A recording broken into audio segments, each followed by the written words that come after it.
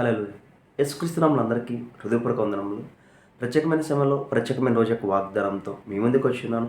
దేవుడు ఈరోజు మనకి ఇచ్చినటువంటి వాగ్దానము యెహోషువ 1వ అధ్యాయము 6వ వచనము, నిన్ను విడువను నిన్ను ఎడబాయను నిబ్బరము కలిగి ధైర్యంగా నుండము. హల్లెలూయా. ఈ వాగ్దానం ద్వారా మనకి విజయం కలుగును గాక. ఈ వాగ్దానం ద్వారా మనకి ధైర్యం కలుగును గాక. ఆమేన్. ఎప్పుడైతే ఇచ్చిన వాగ్దానం బట్టి అడుగుతామో అడిగిన సమస్తాన్ని దేవుడు మనకి అనుగ్రహిస్తాడు. ఇచ్చిన వాగ్దానం ఏంటండి?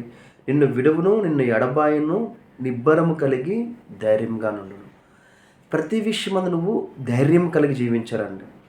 దేవుడు మనల్ని ధైర్యవంతులుగా సృజించి ఉన్నాడు, ధైర్యవంతులుగా చేసి ఉన్నాడు.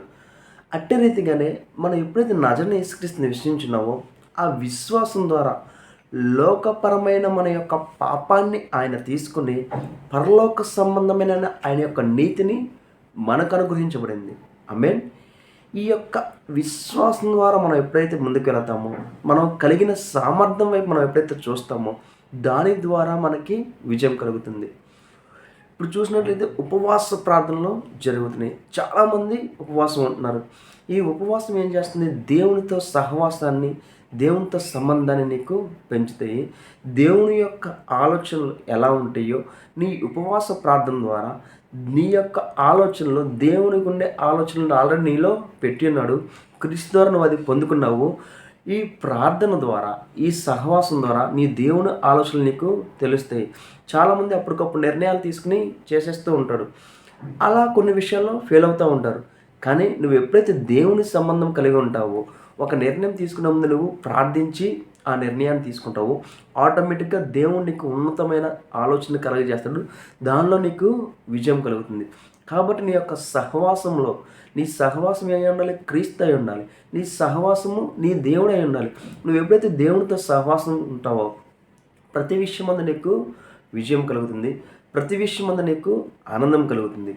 కాబట్టి దేవుని మీద ఆధారపడి చేసే ప్రతి ఒక్క విషయంలో నీకు సమృద్ధికరమైన వాతావరణము కలుగుతుంది. ఏ విషయాన్ని నువ్వు ప్రార్థించినా, ఏ విషయాన్ని నువ్వు అడిగినా దేవుడు నువ్వు అడిగిన దానికన్నా, ఊహించిన దానికన్నా అత్యధికమైన కార్యాలు నీ జీవితంలో చేస్తాడు. కాబట్టి మనం విశ్వసించి ప్రార్థిద్దాము. సమస్తాన్ని మనము పొందుకున్నాము. ప్రార్థిద్దామా? మహాప్రేమ కలదండి, నీకే ఉన్న స్తోత్రాలు చెల్లించుకున్నాం తండ్రి.